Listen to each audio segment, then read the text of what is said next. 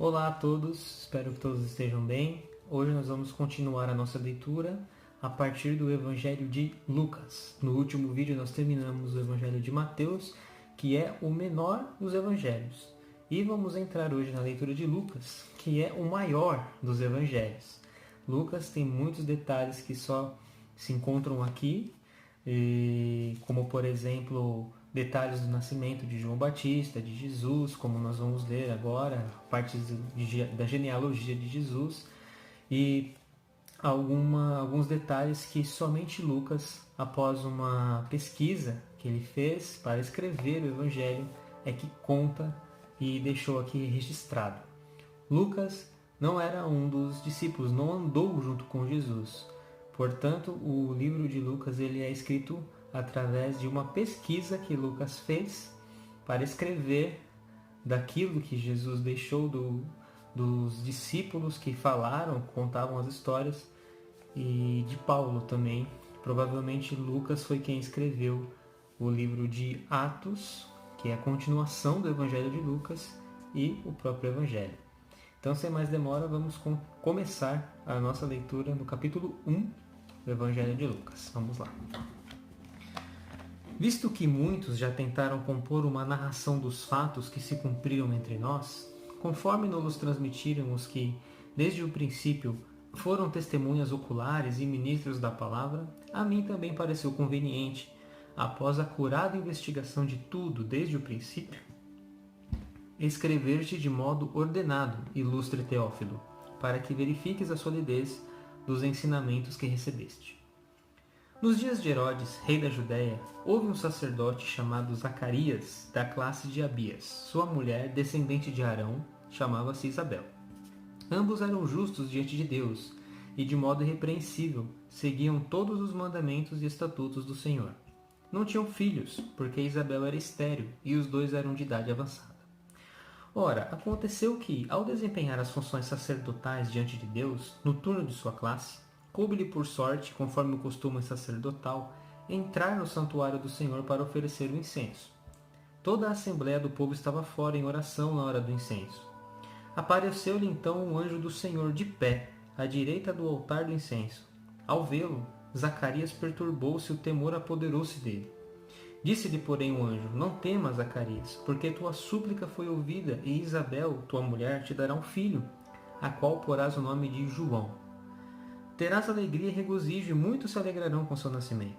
Pois ele será grande diante do Senhor, não beberá vinho nem bebida embriagante, ficará pleno do Espírito Santo ainda no seio de sua mãe, e converterá muitos dos filhos de Israel ao Senhor seu Deus. Ele caminhará à sua frente com o espírito e o poder de Elias, a fim de converter os corações dos pais aos filhos e os rebeldes à prudência dos justos, para preparar ao Senhor um povo bem disposto. Zacarias perguntou ao anjo: De que modo saberei disso? Pois eu sou velho e minha esposa é de idade avançada. Respondeu-lhe o anjo: Eu sou Gabriel, assisto diante de Deus e fui enviado para anunciar-te essa boa nova. Eis que ficarás mudo e sem poder falar até o dia em que isso acontecer, porquanto não creste em minhas palavras, que se cumprirão no tempo oportuno. O povo esperava por Zacarias, admirado com sua demora no santuário. Quando saiu, não lhes podia falar, e compreenderam que tivera alguma visão no santuário. Falava-lhes com sinais, e permanecia mudo. Completados os dias do seu ministério, voltou para casa. Algum tempo depois, Isabel, sua esposa, concebeu, e se manteve oculta por 5 meses, dizendo: Isto fez por mim o Senhor, quando se dignou retirar o meu opróbrio perante os homens. No 6º mês, o anjo Gabriel foi enviado por Deus a uma cidade da Galiléia, chamada Nazaré, a uma virgem desposada com um varão chamado José, da casa de Davi. E o nome da virgem era Maria. Entrando onde ela estava, disse-lhe: Alegra-te, cheia de graça, o Senhor está contigo. Ela ficou intrigada com essa palavra e pôs-se a pensar qual seria o significado da saudação. O anjo, porém, acrescentou: Não temas, Maria, encontraste graça junto de Deus. Eis que conceberás no teu seio e darás à luz um filho, e o chamarás com o nome de Jesus. Ele será grande, será chamado Filho do Altíssimo, e o Senhor Deus lhe dará o trono de Davi, seu pai. Ele reinará na casa de Jacó para sempre, e o seu reinado não terá fim. Maria, porém, disse ao anjo: Como é que vai ser isso se eu não conheço homem algum? O anjo lhe respondeu: O Espírito Santo virá sobre ti, o poder do Altíssimo vai te cobrir com sua sombra. Por isso o santo que nascer será chamado Filho de Deus. Também Isabel, tua parenta, concebeu um filho na velhice, e este é o 6º mês para aquela que se chamavam de estéril. Para Deus, com efeito, nada é impossível. Disse então Maria: Eu sou a serva do Senhor, faça-se em mim segundo tua palavra. E o anjo a deixou. Naqueles dias, Maria pôs-se a caminho para a região montanhosa, dirigindo-se apressadamente a uma cidade de Judá. Entrou na casa de Zacarias e saudou Isabel. Ora, quando Isabel ouviu a saudação de Maria, a criança lhe estremeceu no ventre, e Isabel ficou repleta do Espírito Santo.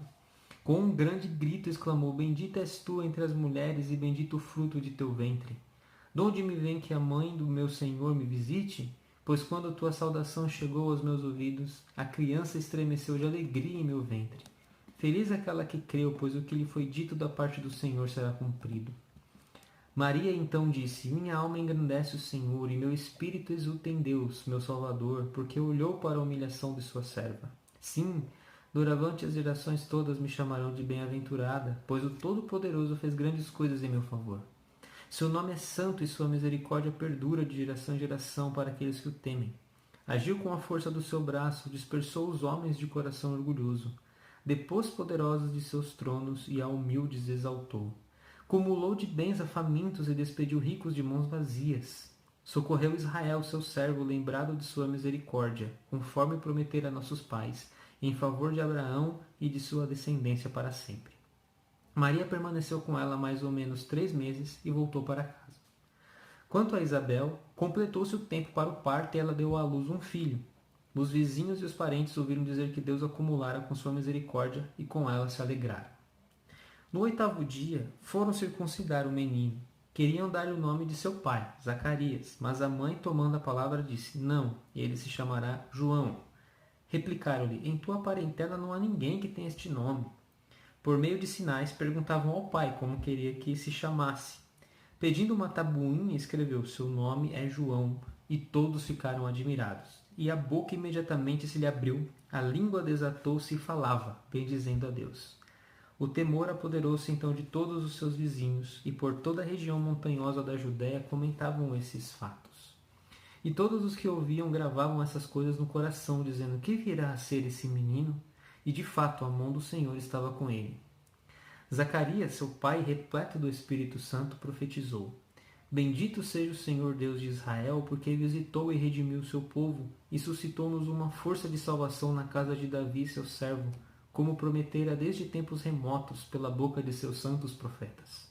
Salvação que nos liberta dos nossos inimigos e da mão de todos os que nos odeiam, para fazer misericórdia com nossos pais, lembrada de sua aliança sagrada, do juramento que fez ao nosso pai Abraão, de nos conceder que, sem temor, liberto da mão dos nossos inimigos, nós o sirvamos com santidade e justiça em sua presença todos os nossos dias.